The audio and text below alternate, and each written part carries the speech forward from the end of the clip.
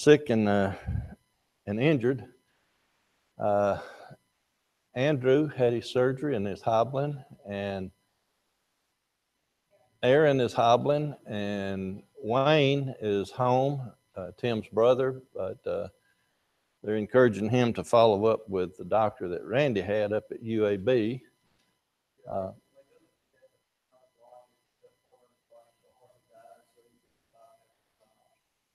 Okay, so no bypass option on him. Just spoke, and last time we've heard from Aaron was last Monday, and he's still doing pretty good. You know, basic training. You gotta keep him in your prayers.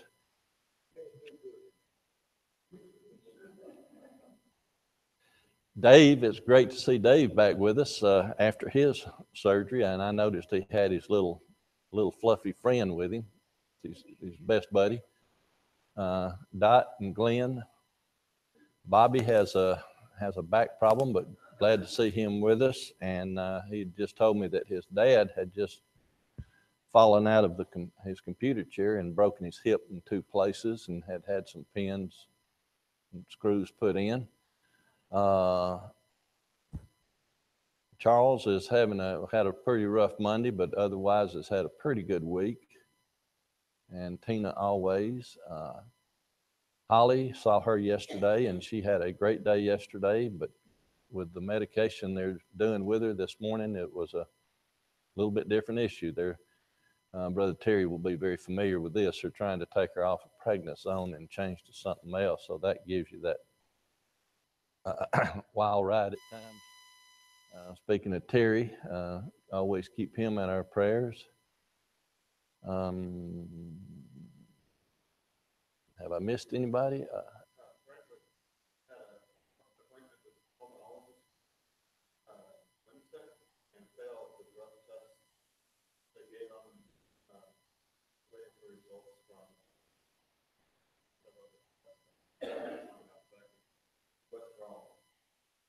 Okay.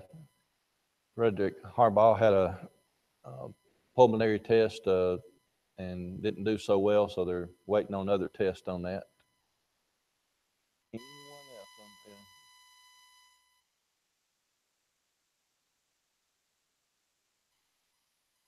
And you got married Friday.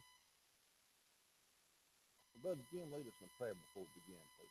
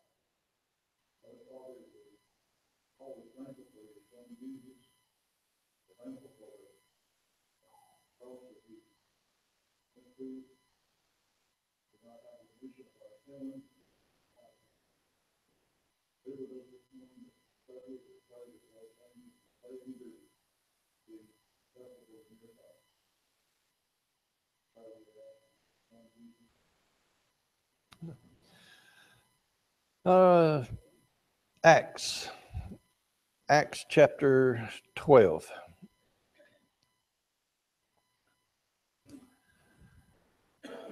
Personally, at this particular point in Acts, I feel like we're at a transition point.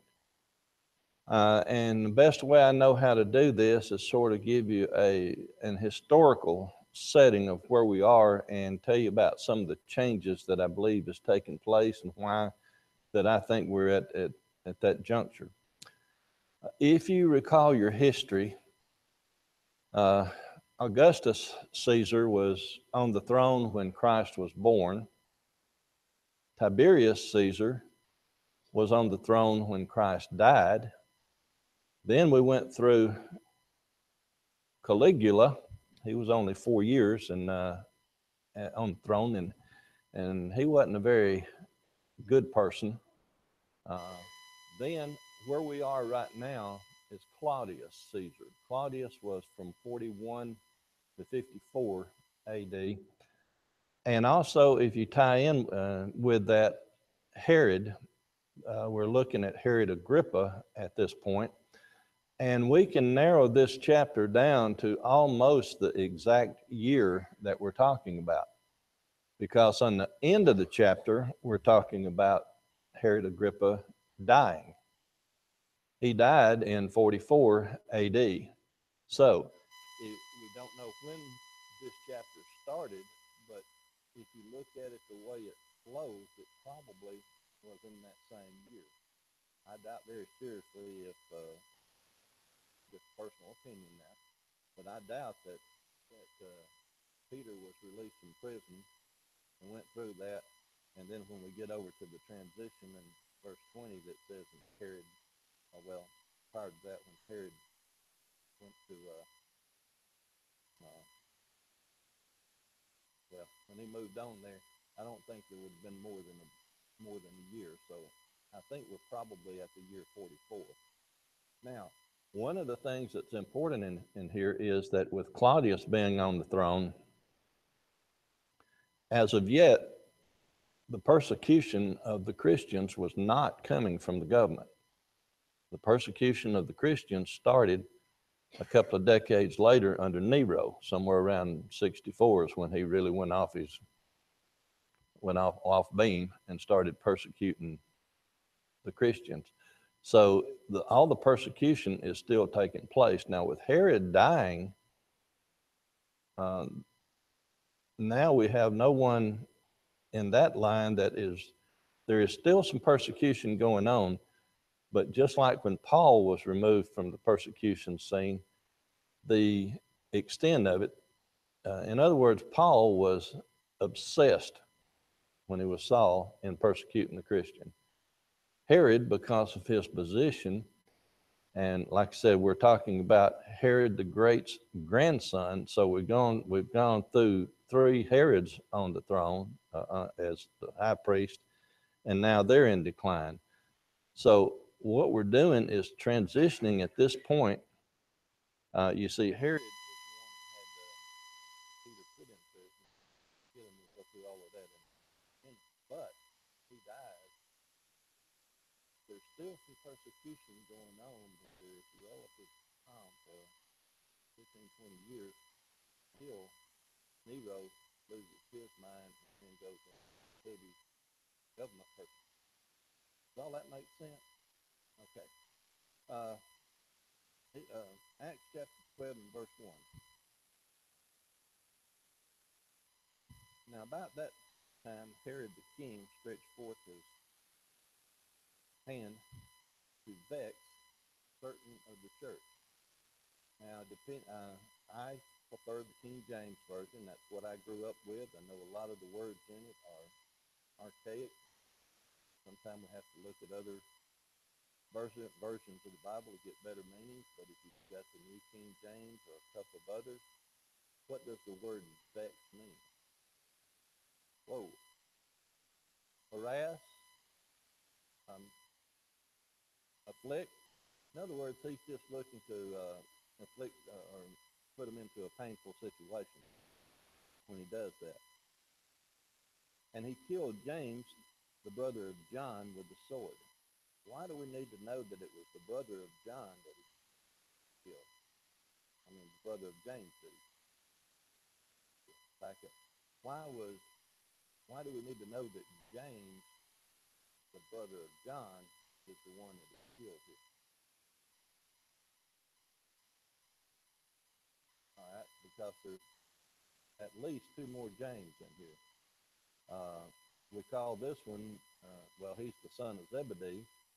The other James that we'll look at later is called James the Lesser, or James the Less. And then we get into James, the brother of Christ. Now, why do you think James is called the less? This James is the great, or the son of Zebedee, but why do you think the other one might be called the less? Pardon? Could be as a minor, but if you just sit back, if two people get together and both of them are named John, my name is John. If I were to get with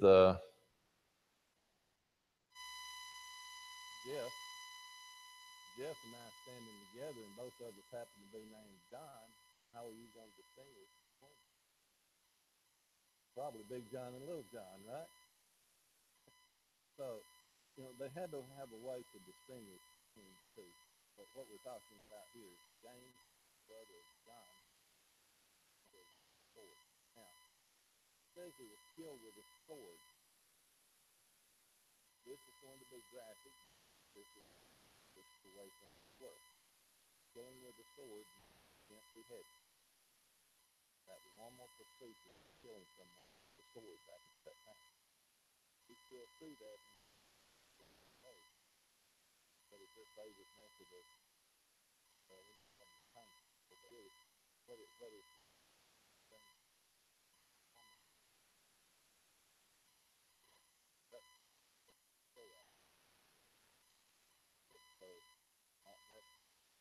me, it's still carry over from that. Verse 3 says, and because he saw it pleased the Jews, he proceeded farther to take Peter also. Then were the days of unleavened bread. When he killed James, it would be very similar to when Christ was killed. Why was Christ killed? The Jews wanted him killed. The Jews wanted to eliminate the church before it got a good start. So here, one of the leaders of the church, James, the son of Zebedee that we're talking about, was one of the leaders, one of the prominent people, so they kill him, and it saw that it pleased the Jews. Did it please all the Jews? Probably just those that were active in the Jew. Yeah. So, and the reason they mentioned the days of unleavened bread is they couldn't or wouldn't kill people on certain days. They observed their feast, so they put Peter in prison, and they're going to take care of him later.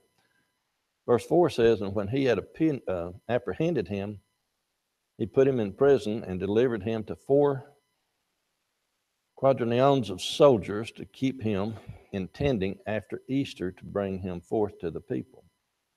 Easter is another one of those words in the King James Version that is a bad translation. The only reason Easter is used in the King James was to appease James the king. All other translations that I'm familiar with right offhand, well, there might be another one, but most of them put in the correct word of Passover. We're at the feast of Passover here. Now, what would it mean by 4 groups of these soldiers? How did the Roman army do things when they were guarding people? Basically a squad, and so you've got 4 squads, but how many people comprise this little squad? 4 in each of the 4 groups, so a total of 16. Now, the reason they have it divided up that way, the Romans had the night divided up into 4 time zones, so to speak. So with 4 groups, they could each take a 3-hour shift to watch him through the night. So as we get farther along in here, we'll find out that Peter was between 2 of them, and then 2 of them outside the door. And when he was between 2 of them, again, their normal procedure at that point, and we'll get to it, was he was chained to one on this side and chained to one on that side, and then there's 2 outside the door watching him. Again, we're going to sort of skip around here, but what was the penalty for a Roman soldier that let one in their charge get away? They would take that person's place. So here, the particular squad that was watching him that night would have to take his place.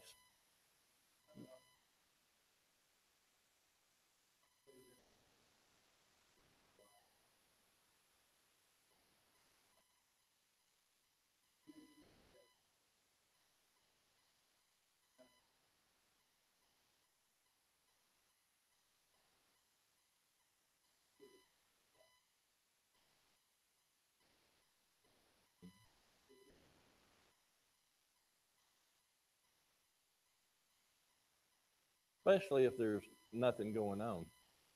Can't, can't tell you how many people I'm aware of that was at least an Article 15 for falling asleep at their post, especially out in the desert area. Now, people think, well, why the desert? Well, in the summertime, the desert during the day is hot. At night, it's real cold, so you find your little hole to crawl off in and bundle up, and as soon as you wrap up and get some semblance of warm, you're going to doze off. Brother Terry was a dog handler. So you got a little bored at times out handling the dogs. So, yeah, so they needed to change the clock pretty frequently. Doing what practice. Now, to me, it's interesting that here, right on the time, they haven't put the second picture. But what happened to the soldiers that were starting at that body? What happened to those? They were paid off twice. Any inconsistency going on here?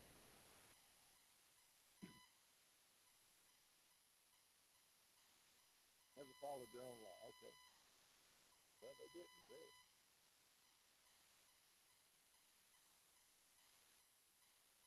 Yeah.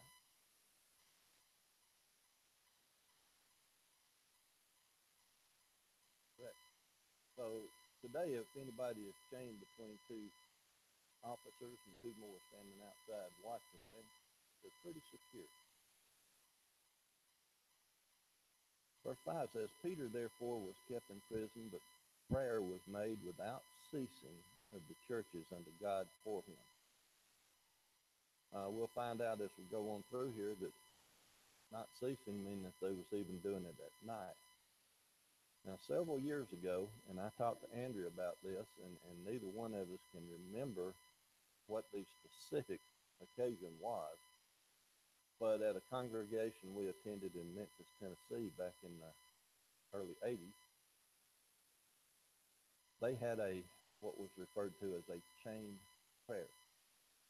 For the event that was coming up, they had a sign-up sheet, and everybody signed for a certain section of time.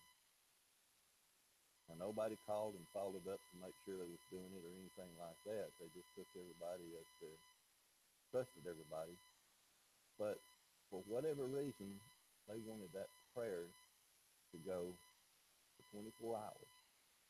And so they had people sign up in 30-minute segments to do a continual, well, a chain, but basically a continual prayer for whatever this situation was. And like I say, I can't remember, and she can't remember. But here, and I'm going to ask you a question now that we'll try to cover a little bit later. What were they praying for? What do you think they were praying for? Peter's safety. Keep that in your mind because he says they were praying for Peter's safety. Well, I'm going to go ahead and skip to it. Why then, when he got to the gate, would they not believe that Peter had gotten to the gate? If they were praying for Peter's safety when he released, why would they not believe that it was Peter on the gate? Okay?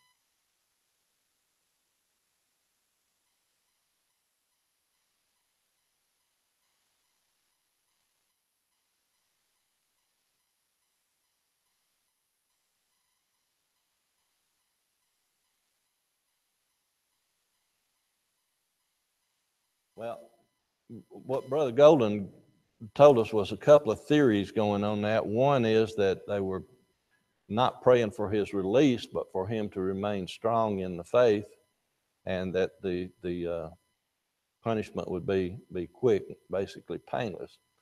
Uh, like I said, that's one way to look at it, and the other, when we get down to it, and it was Peter there, they were still reluctant to believe what happened, Brother Cox.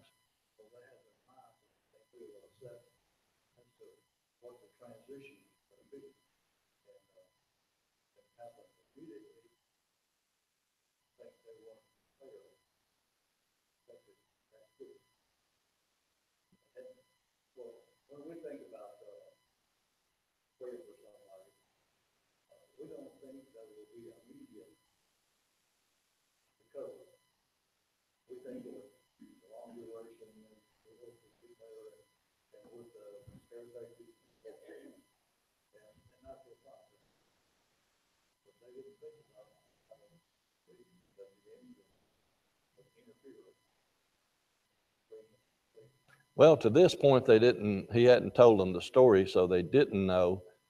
But I personally just believe that what's taking place here is with him being in prison, the way he is guarded, there was no reason to believe that he would be released or be able to get out. So I can see why there would be some hesitation on that point.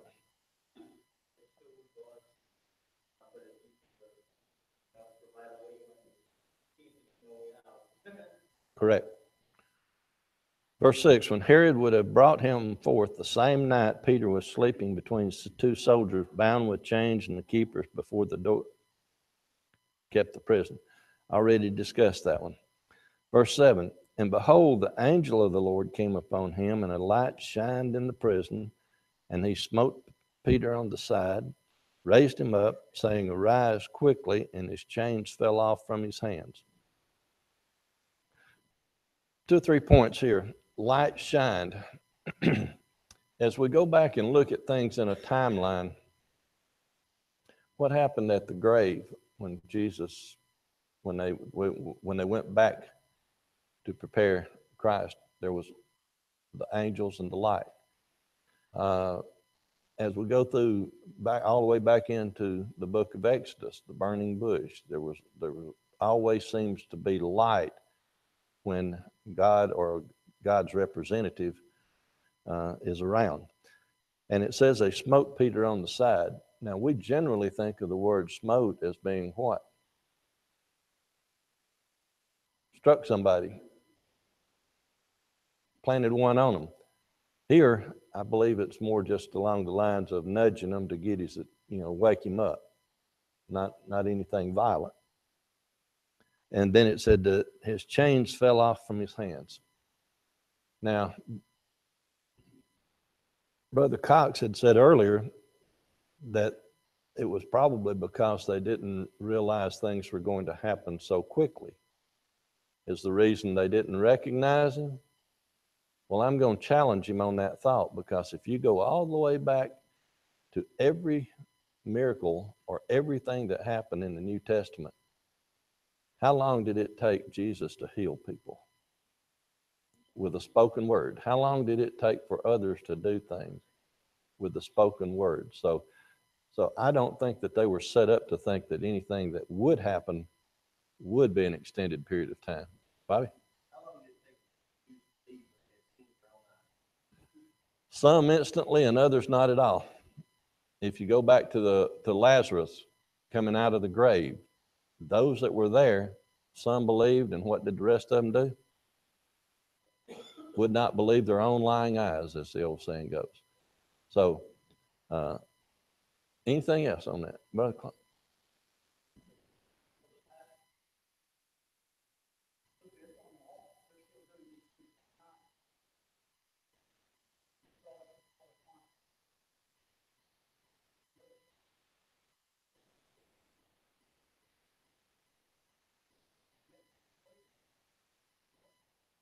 Yeah. What Brother Terry said was that the reason Peter had to be nudged awake was he was asleep. He was comfortable in the situation at the time. Brother Golden?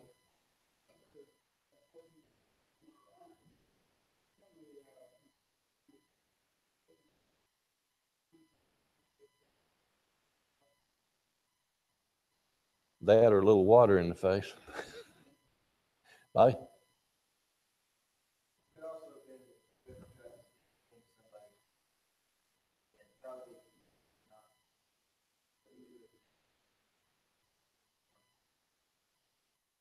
Very possible. Whatever reason, this angel comes down and gets him up. If he happened to be asleep, or if he happened to be just in a daze, or if he happened to be unconscious, as we go through here, Peter himself says that he didn't know what was going on. Verse 8, and the angel said unto him, Gird thyself, bind on thy sandals. And so he did. And he saith unto him, Cast thy garment about thee and follow me. And he went out and followed him, and wist not that it was true, which was done by the angel, but thought he saw a vision. So Peter, in his state, even if it could have been he was in a deep sleep.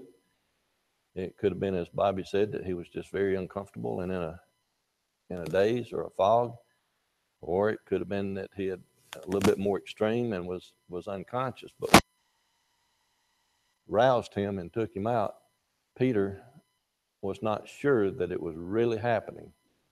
He thought it might be just a vision at that point. Yes.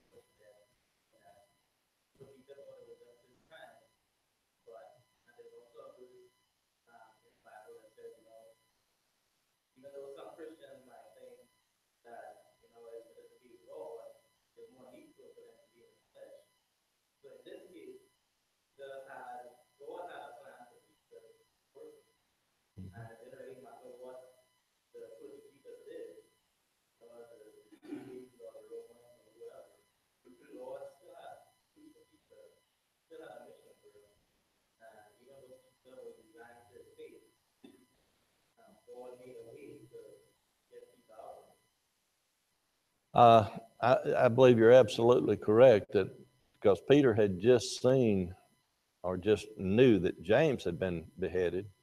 Now he's in prison waiting the same fate. And I believe, like you, that he was just resigned to that fact. Now, I have used a phrase with a doctor when I found out that I had cancer a few years ago, when I was sitting before the doctor, not knowing what the treatment or the outcome was going to be. The doctor happened to bring up that he could only do so much, but he believed in God, and he said, God's the only one that's going to get you through this. As if it's your time, it's your time. I can only do so much. I like doctors that way. I like doctors that are frank with you, put it on the table. I responded by, well, I'm prepared to die, but I'm not ready. Now, what's the difference between those two comments? Prepared and ready.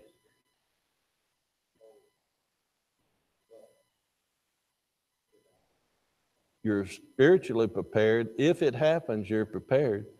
But I'd really like another day or two here. Yeah. So I think Peter might have been in the same frame of mind here. Well, if it happens, I'm prepared. Not really ready, though. Yeah.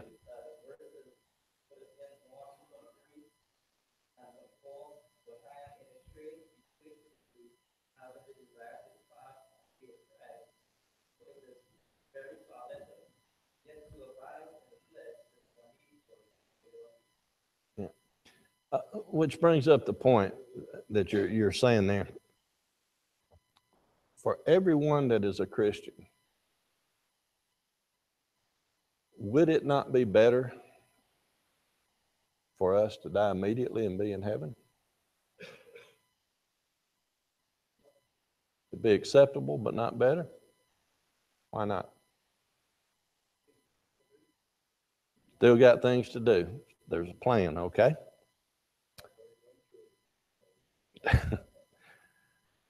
You're gonna be raising your great here shortly, aren't you?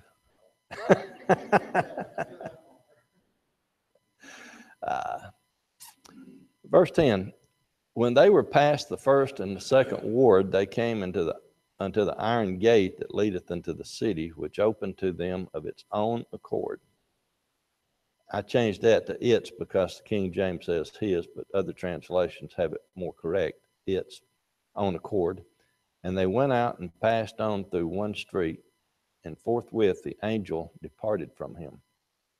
Okay, so they made it out of prison now. And then verse 11 says, and when Peter was come to himself, again back to what Bobby had alluded to, that he may have been in a daze, or when he came to himself, he said, now I know of surety that the Lord hath sent his angel and hath delivered me out of the hand of Herod and from all the expectation of the people of the Jews. All the Jews at this point, because of his situation, had expected him to be put to death right after Passover. When it comes back to his comment on surety that the Lord had sent an angel, once he came to his senses, there could be no other explanation, because we know it didn't happen naturally. Chains just don't fall off naturally. Nothing was done to take the chains off. The angel was there, and the chains fell off. So Peter recognizes what took place.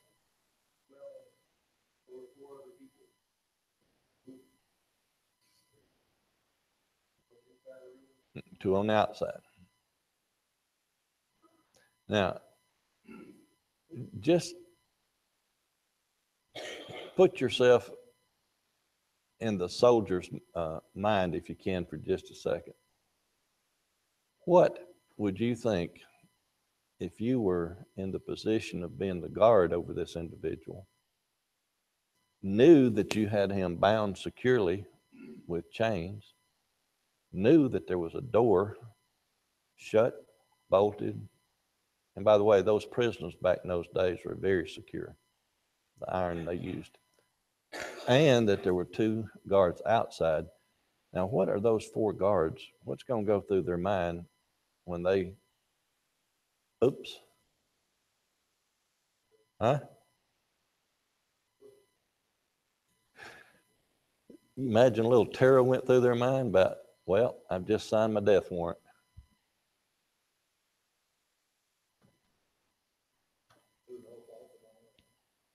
Well, verse 12, and when he had considered the thing, he came to the house of Mary, the mother of John, whose surname was Mark, where many were gathered together praying. And we don't know what time of the night it was, but it was night. This group was praying. They were praying for Peter. We don't know exactly what it was, for his release or for his comfort or whatever, but they were praying. Probably chose this house because it was close by and was a known place for the church members to meet and pray. And verse 13 says, and as Peter knocked at the door of the gate, a damsel came to hearken named Rhoda. What's a damsel?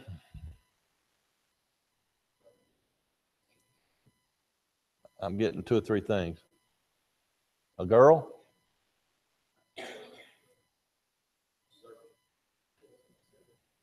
Servant girl? Maid? This is one of the issues that we have when we're trying to be too precise when we look at some things back in this day and age, because In the King James era, when the Bible was translated, a damsel was one of a little bit higher nobility. Rescue damsels in distress, you know that routine.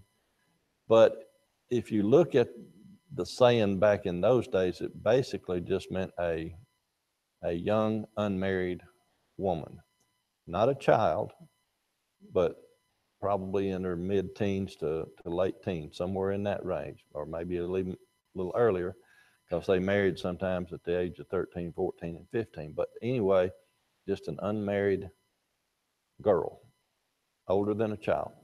But she came out, and whether she was the servant or a maid or a damsel, she came out. I do find it interesting, though, that her name was Rhoda. Uh, Hebrews have a tendency to name people by flowers and things, and Rhoda means rose. As y'all know, I'm a little bit off bubble at times on my thoughts, but when I look at that, I think of the song Rose of Sharon. But just me. You think of roses have thorns? That they do.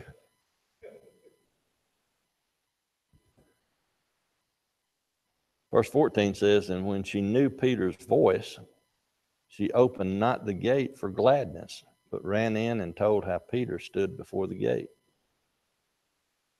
So, whatever her position was, she had been around Peter enough to know and recognize his voice. Now, I want you to think of this for just a second also. They were there praying for Peter. She was in the house with them. She's the one that came to the gate.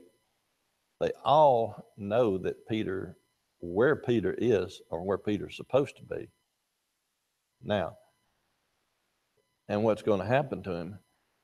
Now, she recognized his voice, which to me indicates that she had been around him quite a bit. Because if you're just semi-familiar with somebody's voice and you don't expect them to be here, you expect them to be someplace else, it takes you a little bit longer to recognize who you're talking to. Think about it this way. Have you ever gotten a phone call from somebody that you hadn't talked to in years, but you used to be close friends with? When they first started talking, did you immediately recognize that voice, or did it take them saying a thing or two before? Bingo. So, and then she was so happy. I guess she didn't open the door and let him in. She turned around to tell the others.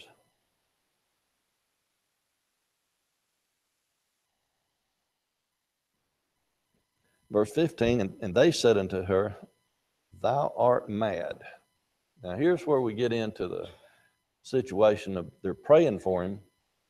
Now the servant girl, who knew him well enough to recognize his voice, comes running in and says, Peter's at the gate.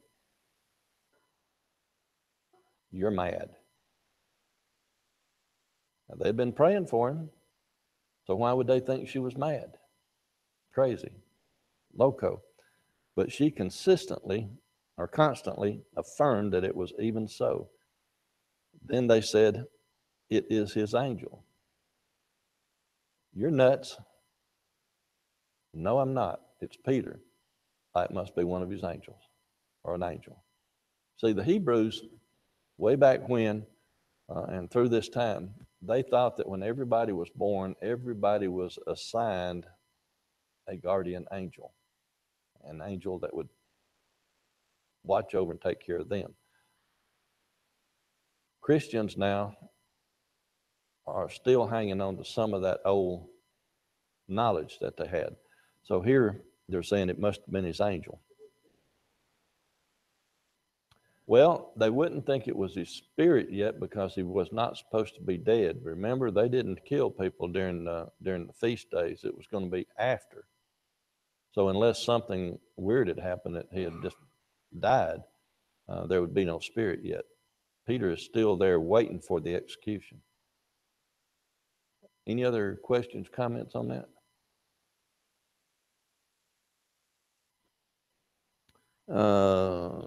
Verse 16, but Peter continued knocking, and when they had opened the door and saw him, they were astonished. Sort of makes you wonder, how long did he have to stand outside and knock on that door? Because the maid comes in and tells them Peter's out there, and instead of them going to see if it was Peter or see what it was, they're in an argument. So, and in the meantime, Peter's out there banging on the door. Do you imagine that Peter might have been a little bit uneasy also because he had just escaped from prison? I think he's out there knocking on the door, looking over his shoulder, hoping that, yeah, let me in. Verse 17, but he, beckoning unto them with the hand to hold their peace, declared unto them how the Lord had brought him out of the prison. We're going to pause there before we read the rest of that verse. Beckoning them with his hand to hold their peace. All right. Again, you can imagine that they finally decide to go out and check on things. It is Peter. Now what do? They're in a clamor. They're yabber, yabber, yabber. So Peter, before he can tell them what's going on, he has to quieten them down and get their attention. And he said, go show these things unto James and to the brethren. Wasn't James just killed a day or so before? The other James. Now we get to James the less, or James the son of Alphaeus. Instead of the son of Zebedee, we're the son of Alphaeus. And he departed and went into another place. So Peter comes to Mary's house, instructs them to go tell others, and then he leaves. Why do you think he left? They're going to be looking for him, and that's probably the first place.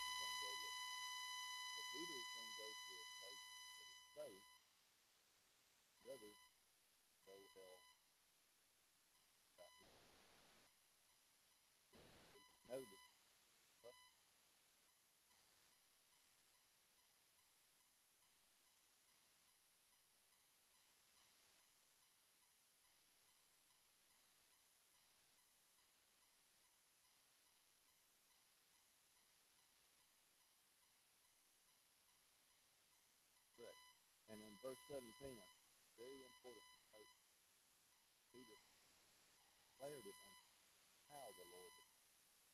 That is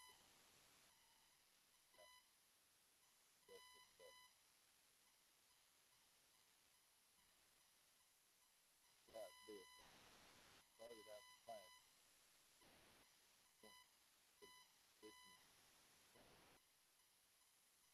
They wanted people to know that God had things.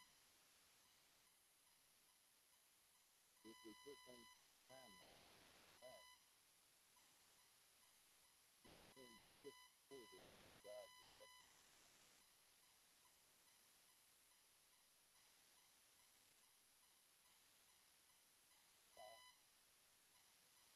all on the road, that was correct. Prior to that,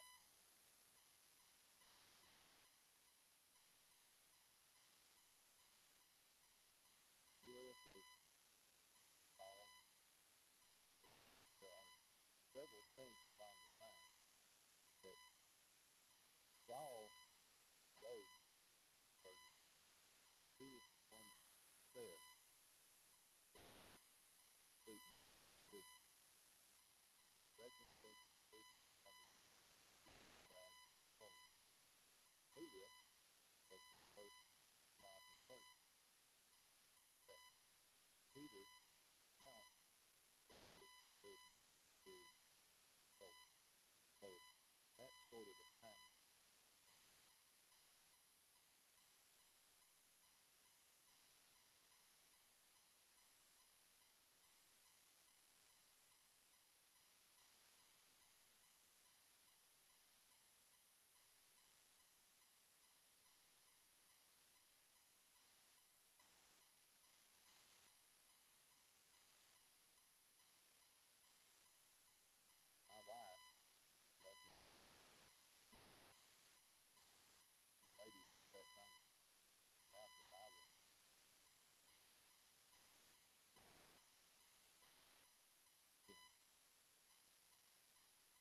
here with Christmas. Also, if you really want to look at that, how many times did the Roman soldiers help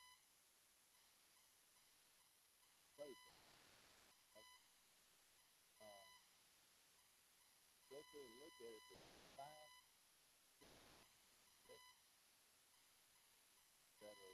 that are close. They saved Paul. So, yeah, there's a total misunderstanding.